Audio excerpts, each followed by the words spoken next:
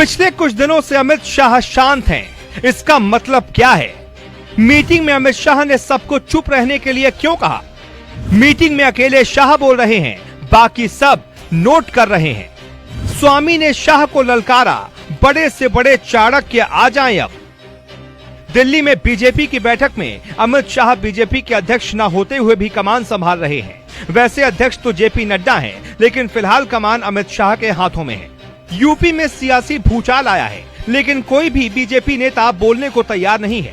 अमित शाह ने सबको शांत रहने को क्यों बोला है? क्या प्लान बना रहे हैं शाह? पिछले 4 दिनों से बीजेपी नेताओं की खामोशी क्या कहती है? क्या अखिलेश यादव के लिए खुला मैदान छोड़ दिया गया है? योगी आदित्यनाथ का चेहरा पिछले कुछ दिनों से क्यों उतरा हुआ है? हम आपको सब कुछ समझाते हैं। सुनिए वो रिपोर्ट जो आपको कहीं और नहीं मिलने वाली। बीजेपी के पास अब कुल 4 चुनौतियां हैं। पहली चुनौती, पिछड़ों के नेता पार्टी छोड़कर जा रहे हैं, फिर उसकी भरपाई पार्टी कहां से करेगी? दूसरी चुनौती, यूपी में योगी आदित्यनाथ पर ठाकुरवाद बढ़ाने का बहुत गंभीर आरोप लग रहा है। तीसरी चुनौती, यूपी में बीजेपी में टूट की वजह से माहौल अखिलेश के पक्ष में तेजी से बन रहा है। चौथी चुनौती, पश्चिम में जयंत चौधरी और पूर्वांचल में ओम प्रकाश राजभर का विकल्प क्या है?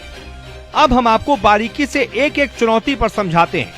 बीजेपी की पहली चुनौती है कि ओबीसी और दलित वोटरों को कैसे साधा जाए।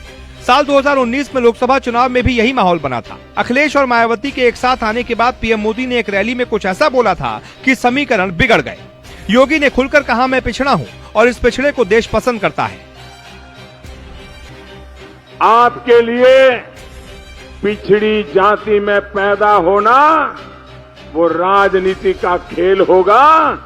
मेरे लिए पिछड़ी जाति में पैदा होना मां भारती की सेवा करने का सौभाग्य है और कुछ नहीं है। यानी मोदी ने जाति से ही विकास और विकास से ही राष्ट्रवाद और राष्ट्रवाद के उत्थान में पिछड़ी जाति की भूमिका तक समझा दी। मोदी अभी यूपी में चुनाव में आने वाले हैं, तो बीजेपी भी इस राजनीति में मजबूती से कूदेगी और उनके पास चेहरा है पीएम मोदी का। अब बात दूसरी चुनौती की। यूपी में योगी आदित्यनाथ पर ठाकुरवाद बढ़ाने का बहुत गंभीर आरोप लग रहा है। स्वामी प्रसाद मौर्य ने सपा के मंच से योगी आदित्यनाथ पर गंभीर आरोप लगाए और दावा किया कि पिछड़े को सीएम बनाएंगे और बना दिया एक ऐसी जाति का जो लोग 5% हैं। पहले उनको सुनिए, फिर हम जवाब तलाशते हैं। सरकार बनावे दलित और पिछड़े और मलाई खावे वो लोग अगड़े 5% लोग। मैं कहना चाहता हूं, आप कहते हो नारा दे रहे हैं 80 और 20 का, और मैं ये कहता हूं 80-20 नहीं, अब तो होगा 15 और 85 का। 85 तो हमारा है, 15 में भी बंटवारा है। सपा के मंच से ठाकुर और ब्राह्मणों के खिलाफ स्वामी प्रसाद मौर्य ने बोलकर एक नया मुद्दा दे दिया है। हालांकि बाद में अखिलेश यादव ने डैमेज कंट्रोल करने की कोशिश की, लेकिन तब तक बात निकल चुकी थी। बीजेपी को बैठे बिठाए मुद्दा मिल गया और अब ब्राह्मण ठाकुर भी इसी बयान के बाद से सपा से नाराज होने लगे हैं। तीसरी चुनौती है, टूट के कारण अखिलेश का माहौल तेजी से बन रहा है। अमित शाह मीटिंग को रोज ब्रीफ कर रहे हैं और बीजेपी नेताओं को सिर्फ होमवर्क मिल रहा है। अमित शाह की प्लानिंग है, एक साथ कुछ बड़ा करेंगे जिससे सपा की लहर को फिर से दबाया जाए और बीजेपी की वापसी हो।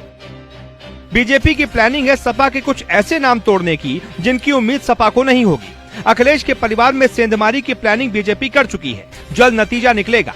बीजेपी जल्द ही सपा में एक टूट दिखाने की कोशिश करने वाली है जिससे सपा कमजोर दिखे। चौथी चुनौती है, पश्चिम में जयंत चौधरी और पूर्वांचल में ओम प्रकाश राजभर का विकल्प क्या? इस सवाल का जवाब है, पश्चिम में मुजफ्फरनगर दंगा और कैराना पलायन, महिला सुरक्षा और गुंडागर्दी का मुद्दा कैसे उठाना है, बीजेपी नेताओं को अमित शाह ने समझा दिया है। पूर्वांचल में बीजेपी की रणनीति अभी नहीं बनी है, क्योंकि वहां 5वें चरण से चुनाव होगा। बीजेपी की खामोशी को अखिलेश यादव कमजोरी समझ बैठे हैं और ऐसे में उन्हें इसका खामियाजा भुगतना पड़ सकता है। अमित शाह की प्लानिंग लगभग पूरी है और 16 जनवरी को आपको उस प्लानिंग का पहला हिस्सा देखने को मिल सकता है।